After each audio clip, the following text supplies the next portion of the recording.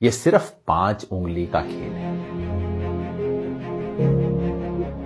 आप सुनते होंगे CAA, NRC, NPR और सोचते होंगे ये खेल क्या है, इतने सब शब्द हैं, समझ नहीं आता। वैसे बड़ा साधारण सा खेल है। मैं आपको समझा देता हूं। ये सिर्फ 5 उंगली का खेल है। 5 उंगली की यात्रा समझ लीजिए, ध्यान से समझिएगा और फिर समझाइएगा भी दूसरों को। ये यात्रा शुरू होगी सबसे छोटी उंगली से। बड़ा साधारण सा काम होगा। अप्रैल के महीने में आपके घर कोई आएगा, सरकारी कर्मचारी, हो सकता है स्कूल के टीचर कोई आए, कहेंगे हमें आपके घर सिर्फ गिनती करनी है कितने लोग रहते हैं। बस नाम पूछेंगे, कब पैदा हुए ये पूछेंगे, ये भी पूछेंगे कि आपके माता पिता चाहे हैं या नहीं है अभी, वो कहां पैदा हुए थे, कब पैदा हुए थे। आधार कार्ड का नंबर मांगेंगे, ड्राइविंग लाइसेंस मांगेंगे, कोई प्रमाण नहीं मांगेंगे। उस वक्त आपको लगेगा छोटा सा मामला है। ये छोटी उंगली का पहला कदम ये है NPR वाली छोटी सी उंगली। फिर दूसरी उंगली ये D वाली उंगली है। D क्यों? क्योंकि आपके घर से जब एक बार ले जाएंगे लिख के, उसके बाद तहसीलदार के दफ्तर में, किसी सरकारी दफ्तर के अंदर कुछ टाइम बाद, हो सकता है कुछ महीने बाद, चुपचाप से उस लिस्ट का मूल्यांकन किया जाएगा और कोई सरकारी कर्मचारी उस लिस्ट में कुछ नामों के आगे D लिख देगा। D का मतलब डाउटफुल। डाउटफुल का मतलब संदेहास्पद, जिस पर शक है। किस बात का शक है? कि ये भारत के नागरिक दरअसल हैं नहीं। भाई कैसे फैसला होगा? कानून में कहीं नहीं लिखा कैसे फैसला होगा। हो सकता है आप अपने माता पिता की आयु नहीं बता पाए हो, कहां पैदा हुए हैं नहीं बता पाए हो सकता है आधार कार्ड आपके नाम से इशू हो लेकिन आपके पास नंबर ना हो, कुछ भी हो सकता है। किसी भी आधार पे D लगा दिया जाएगा, आपको पता भी नहीं लगेगा, कोई आपसे पूछने भी नहीं आएगा और मामला तीसरी उंगली पर पहुंच जाएगा। ये तीसरी और बड़ी उंगली है, ये है NRC वाली उंगली। जिन लोगों के नाम के आगे D लगा होगा, समझ लीजिए आपके मोहल्ले में 500 लोग हैं, 1000 लोग हैं, उनमें से 50 के नाम के आगे D लग गया। उन 50 लोगों को चिट्ठी आएगी, पूरे परिवार में नहीं। हो सकता है परिवार में बहू को चिट्ठी आए, बेटे को ना आए, बाप के नाम चिट्ठी आए, पोते के नाम चिट्ठी ना आए। कुछ लोगों के नाम चिट्ठी आएगी और उन्हें कहा जाएगा, नोटिस दिया जाएगा, अब आप साबित कीजिए कि आप भारत के नागरिक हैं। कैसे साबित करेंगे? सरकार ने आज तक नहीं बताया।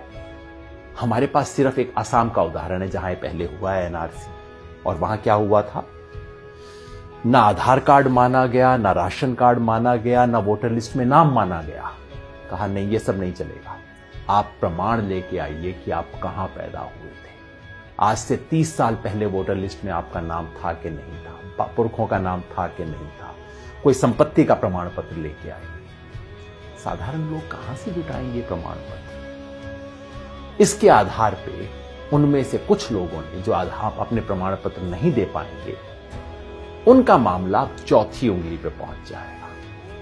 ये चौथी उंगली है फॉरेनर्स ट्राइब्यूनल की। यानी कि कहा जाएगा उस 50 में से समझ लीजिए 10 लोग बच गए जो प्रमाण नहीं दे पाए, जिनके पास कागज नहीं है, 15 लोग बच गए। उनको कहा जाएगा अब आपको आखिरी मौका दिया जा रहा है। ये उंगली आखिरी मौके की उंगली है। आखिरी मौका दिया जा रहा है, फॉरेनर ट्राइब्यूनल है, विदेशियों की अदालत है। अब उसमें जाके आप साबित कीजिए कि आप विदेशी हैं कि नहीं। अगर मुसलमान हैं तब तो कोई चांस ही नहीं है, क्योंकि यहां अब CAA का खेल शुरू हो जाए। अगर मुसलमान हैं, आपको विदेशी माना गया है, तो अब आप तो विदेशी हैं ही हैं, चाहे आपके बाप दादा यहां पे 500 साल से, 1000 साल से रहते आ रहे हैं। अगर मुसलमान नहीं भी हैं तो पता है क्या है, आपको ये साबित करना पड़ेगा कि आप बांग्लादेश, पाकिस्तान, अफगानिस्तान से आए। अब आप सोचिए, बिहार यूपी में रहने वाले लोग, नेपाल की तराई में रहने वाले लोग, श्रीलंका में रहने वाले लोग, श्रीलंका के पास तमिलनाडु में रहने वाले लोग कहां से साबित करेंगे भाई कि हम पाकिस्तान से आए, बांग्लादेश से आए, अफगानिस्तान से आए? फॉरेनर ट्राइब्यूनल में अगर साबित आप नहीं कर पाए, जो लोग भी साबित नहीं कर पाए, वो लोग विदेशी घोषित हो जाएंगे और मामला अब चौथी उंगली से अब अंगूठे पे पहुंच जाएगा, अंगूठे तले दबने वाला। ये है डिटेंशन सेंटर।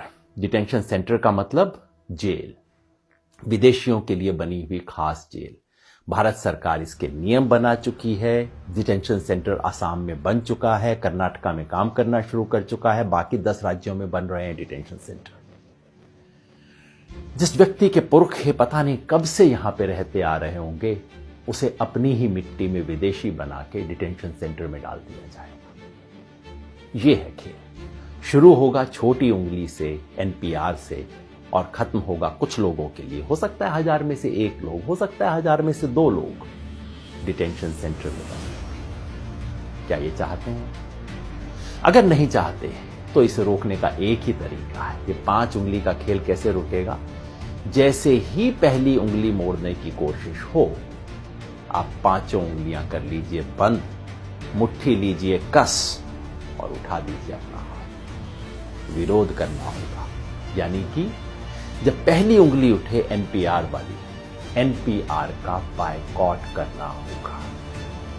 पूरे देश में जो नागरिकता संशोधन के बारे में आंदोलन चल रहे हैं, उन सब ने मिलकर कॉल दिया है। हम भारत के लोग, we the people of India, जो देश के 120 से ज्यादा संगठनों ने इकट्ठा होकर बनाया है, सब ने कहा है कि एनपीआर का बायकॉट करें। यानी कि जब आपके घर में कोई टीचर आए, कोई सरकारी कर्मचारी आए एनपीआर का डेटा लेने, प्यार से बात कीजिए। इससे बुरा बात करने की जरूरत नहीं। पानी पिलाइए, चाय पिलाइए, नमकीन भी खिलाइए। नमक खिलाना बहुत जरूरी है, क्योंकि ये संविधान का नमक खाते हैं, याद दिलाना है। ये कर्मचारी इस देश के कर्मचारी हैं, किसी पार्टी के नहीं है। सब कुछ दीजिए, प्यार से कीजिए, लेकिन कागज नहीं लिखवाएं। कागज में कोई सूचना नहीं दें, क्योंकि एक बार सूचना दी फिर मामला आपके हाथ से बाहर। कागज नहीं लिखवाएं। और अगर वो कहें कि ये तो कानून है, आपको करना पड़ेगा, उन्हें प्यार से कहिए, मास्टर जी आपकी बड़ी इज्जत करते हैं, लेकिन क्या करें, महात्मा गांधी की इज्जत थोड़ा ज्यादा करते हैं। इस देश के राष्ट्रपिता ने कहा था कि अगर कोई असंवैधानिक, अन्यायपूर्ण कानून है, उसका विरोध करना हमारा अधिकार ही नहीं, हमारा कर्तव्य भी है, हमारा हक भी है, हमारा फर्ज भी है। इसी रास्ते पे हमें चलना होगा। याद रखिए, हम संविधान बचाने निकले। एक हाथ में तिरंगा, दूसरे में संविधान, मन में अहिंसा और जन गण मन का ध्यान। इसी रास्ते पे हमें चलना है। ये लड़ाई में हम लड़ेंगे और निश्चित जीतेंगे।